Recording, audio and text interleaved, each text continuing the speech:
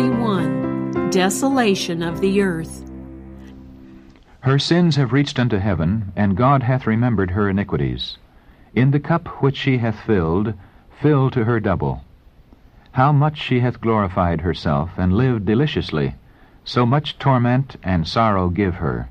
For she saith in her heart, I sit a queen, and am no widow, and shall see no sorrow.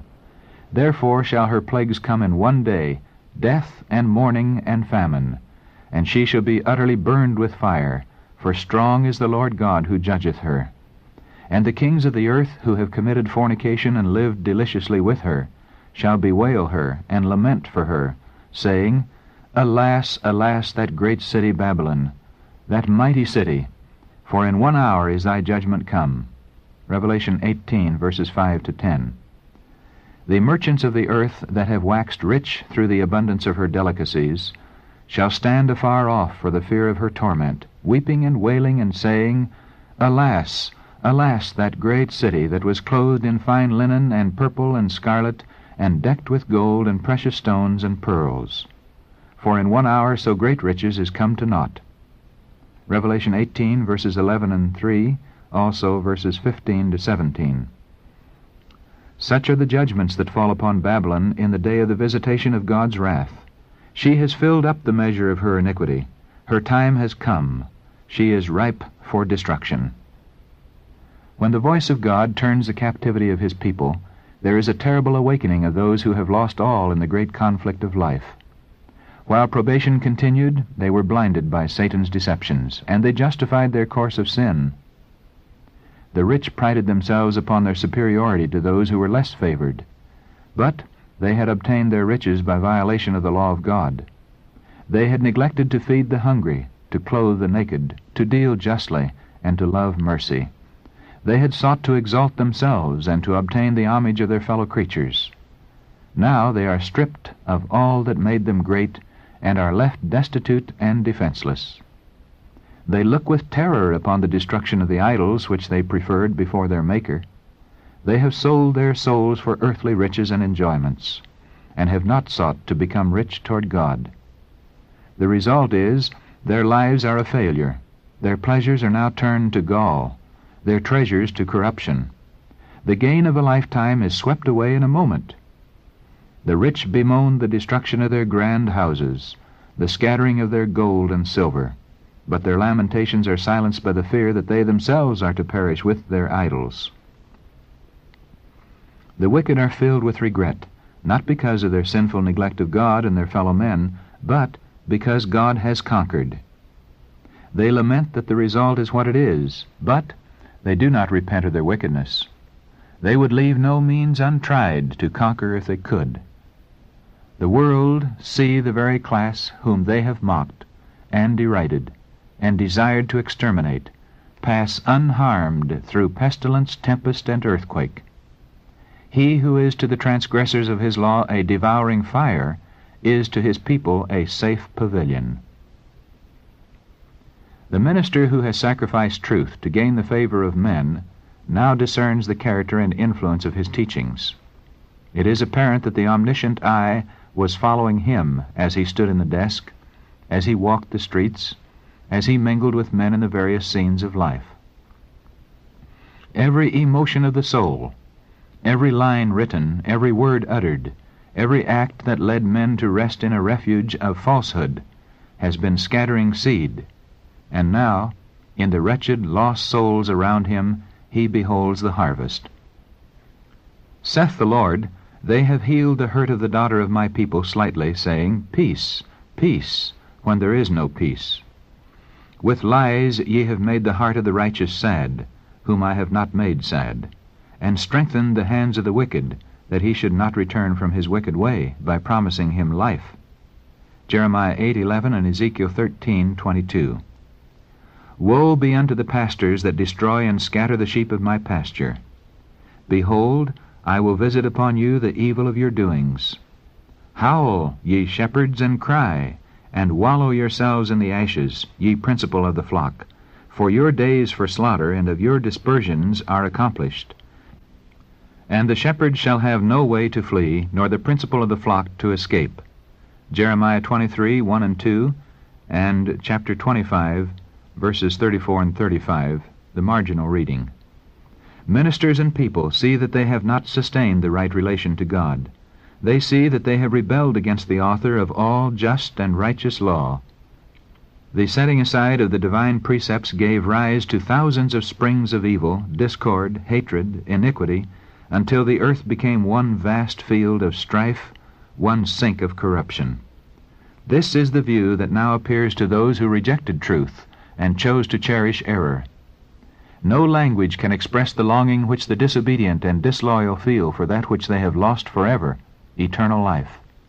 Men whom the world has worshipped for their talents and eloquence now see these things in their true light. They realize what they have forfeited by transgression, and they fall at the feet of those whose fidelity they have despised and derided, and confess that God has loved them. The people see that they have been deluded. They accuse one another of having led them to destruction, but all unite in heaping their bitterest condemnation upon the ministers. Unfaithful pastors have prophesied smooth things. They have led their hearers to make void the law of God and to persecute those who would keep it holy. Now, in their despair, these teachers confess before the world their work of deception. The multitudes are filled with fury. "We are lost," they cry, "and you are the cause of our ruin." And they turn upon the false shepherds. The very ones that once admired them most will pronounce the most dreadful curses upon them. The very hands that once crowned them with laurels will be raised for their destruction. The swords which were to slay God's people are now employed to destroy their enemies. Everywhere there is strife and bloodshed. A noise shall come even to the ends of the earth, for the Lord hath a controversy with the nations. He will plead with all flesh. He will give them that are wicked to the sword. Jeremiah 25:31. For 6,000 years the great controversy has been in progress. The Son of God and his heavenly messengers have been in conflict with the power of the evil one, to warn, enlighten, and save the children of men. Now all have made their decisions. The wicked have fully united with Satan in his warfare against God. The time has come for God to vindicate the authority of his downtrodden law. Now the controversy is not alone with Satan, but with men. The Lord hath a controversy with the nations. He will give them that are wicked to the sword. The mark of deliverance has been set upon those that sigh and that cry for all the abominations that be done. Now the angel of death goes forth, represented in Ezekiel's vision by the men with the slaughtering weapons, to whom the command is given, "Slay utterly old and young, both maids and little children and women, but come not near any man upon whom is the mark, and begin at my sanctuary." Says the prophet, "They began at the ancient men which were before the house." Ezekiel 9, the first 6 verses. The work of destruction begins among those who have professed to be the spiritual guardians of the people. The false watchmen are the first to fall. There are none to pity or to spare. Men, women, maidens, and little children perish together. The Lord cometh out of his place to punish the inhabitants of the earth for their iniquity. The earth also shall disclose her blood, and shall no more cover her slain. Isaiah 26:21. And this shall be the plague wherewith the Lord will smite all the people that have fought against Jerusalem. Their flesh shall consume away while they stand upon their feet, and their eyes shall consume away in their holes, and their tongue shall consume away in their mouth. And it shall come to pass in that day that a great tumult from the Lord shall be among them, and they shall lay hold every one on the hand of his neighbor, and his hand shall rise up against the hand of his neighbor. Zechariah chapter 14, verses 12 and 13. In the mad strife of their own fierce passions, and by the awful outpouring of God's unmingled wrath, fall the wicked inhabitants of the earth, priests, rulers, and people, rich and poor, high and low. And the slain of the Lord shall be at that day from one end of the earth even unto the other end of the earth. They shall not be lamented, neither gathered, nor buried. Jeremiah 25:33.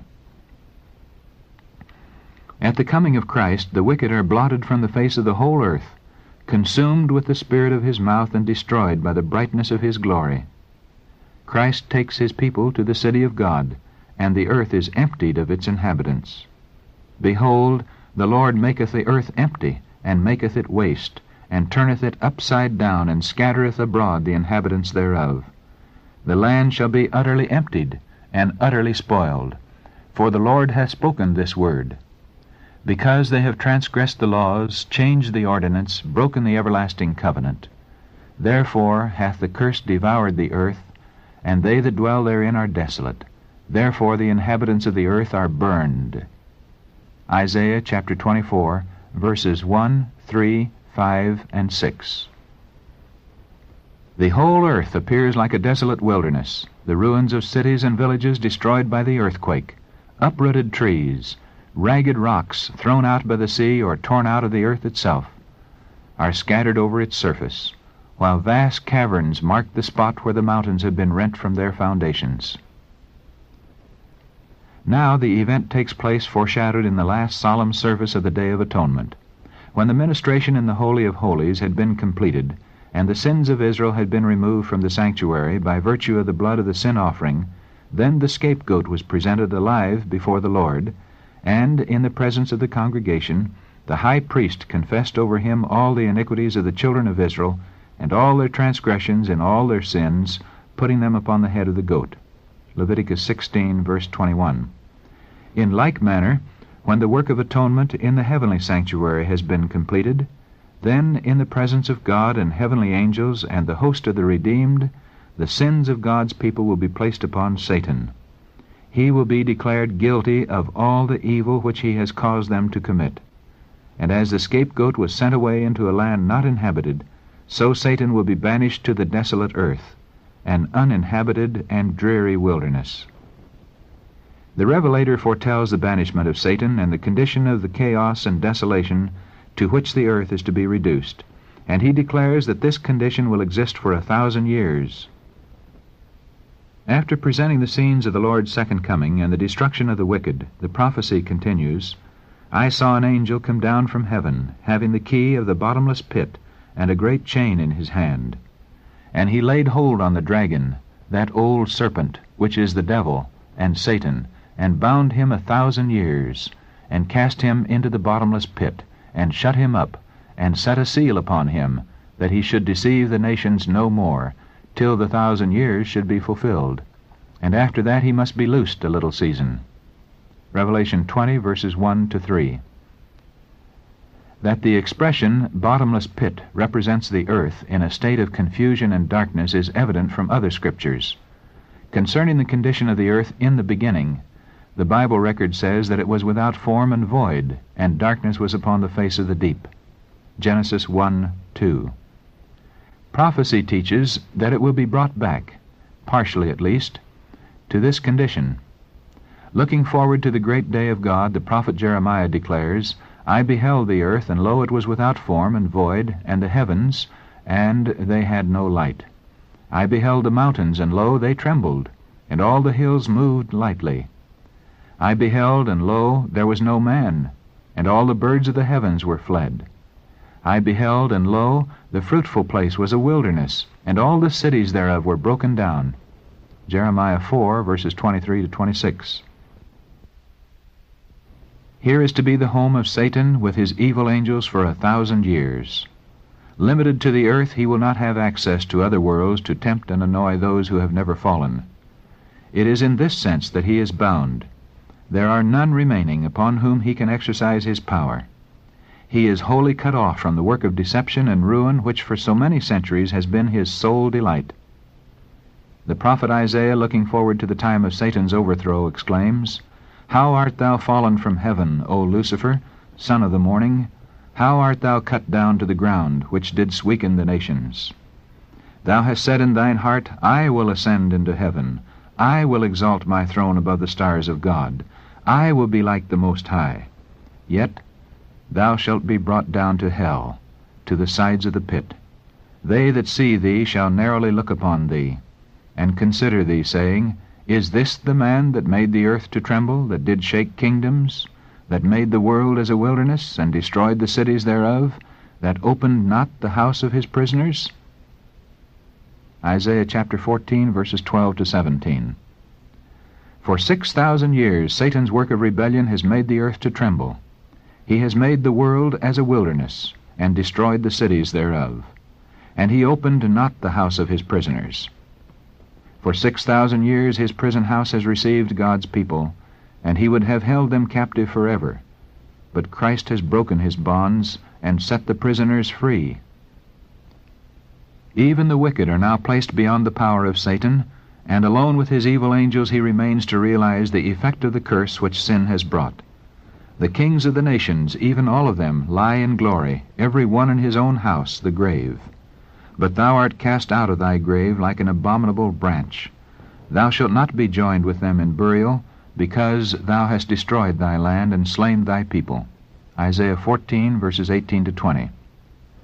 For 1,000 years Satan will wander to and fro in the desolate earth to behold the results of his rebellion against the law of God. During this time his sufferings are intense. Since his fall, his life of unceasing activity has banished reflection. But he is now deprived of his power, and left to contemplate the part which he has acted since first he rebelled against the government of heaven, and to look forward with trembling and terror to the dreadful future, when he must suffer for all the evil that he has done, and be punished for the sins that he has caused to be committed. To God's people the captivity of Satan will bring gladness and rejoicing. Says the prophet, It shall come to pass in the day that Jehovah shall give thee rest from thy sorrow, and from thy trouble, and from the hard service, wherein thou wast made to serve, that thou shalt take up this parable against the king of Babylon, here representing Satan, and say, How hath the oppressor ceased? Jehovah hath broken the staff of the wicked, the scepter of the rulers, that smote the peoples in wrath with a continual stroke, that ruled the nations in anger with a persecution that none restrained. Verses 3 to 6 in the Revised Version. During the 1,000 years between the first and second resurrection, the judgment of the wicked takes place. The Apostle Paul points to this judgment as an event that follows a second advent. Judge nothing before the time until the Lord come, who both will bring to light the hidden things of darkness, and will make manifest the counsels of the hearts. 1 Corinthians 4:5. Daniel declares that when the Ancient of Days came, judgment was given to the saints of the Most High. Daniel 7:22. At this time the righteous reign as kings and priests unto God. John in the Revelation says, I saw thrones, and they sat upon them, and judgment was given unto them. They shall be priests of God and of Christ, and shall reign with him 1,000 years. Revelation 20, verses 4 and 6. It is at this time that, as foretold by Paul, the saints shall judge the world. 1 Corinthians 6:2.